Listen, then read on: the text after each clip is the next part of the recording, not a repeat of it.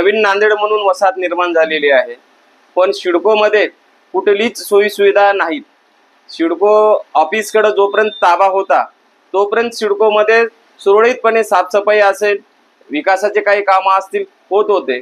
पण सिडको 2005च्या नंतर सिडको हस्तांतरित झाली, महापालिकेमध्ये विलीन करण्यात आलं आणि तेव्हापासून सिडकोचा विकास हा संपलेला आहे, फुटलेला आहे म्हणलं तरी हरकत नाही।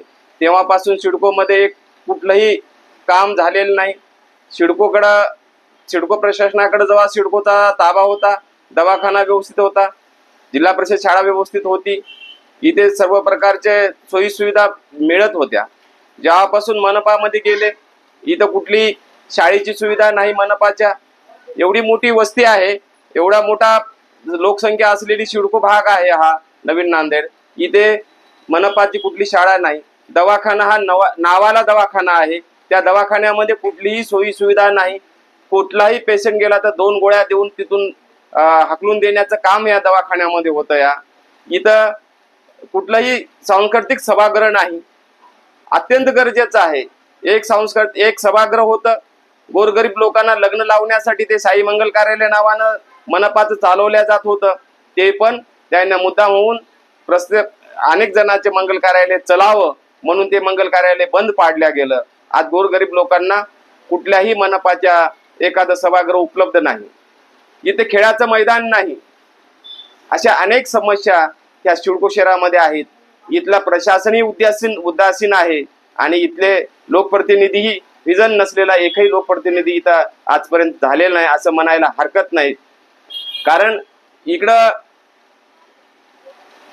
अनेक पद आले, पण त्या पदाचा उपयोग सिडकोच्या जनतेसाठी रस्ता आणि नाली ह्याच्यामध्येच सर्व लोकप्रतिनिधी परेशान आहेत।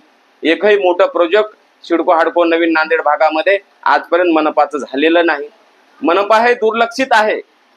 डॉक्टर बाबासाहेब आंबेडकर चौकाच्या अलीकडं मग ते लाईट लावण्यापासून असेल, रस्ता तयार करण्यापासून असेल, कुठल्या सभागृहाचा असेल, कुठलीही सोयी सुविधा मनपाची नांदेड या नवीन नांदेड भागामध्ये नाही।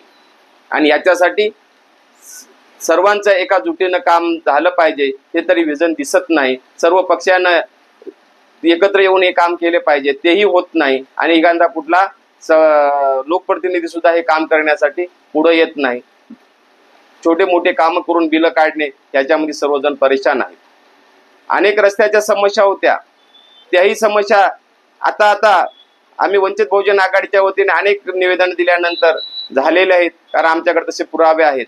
पण इथं जे मोठं काम व्हायला पाहिजे, माझी मागणी होती, लोकमत आपल्या दारी हा कार्यक्रम लोकमतनं लावला होता, जवळपास त्याला 10 वर्ष व्हायला, की सांस्कृतिक सभागृह या सिडको नवीन भागामध्ये करा।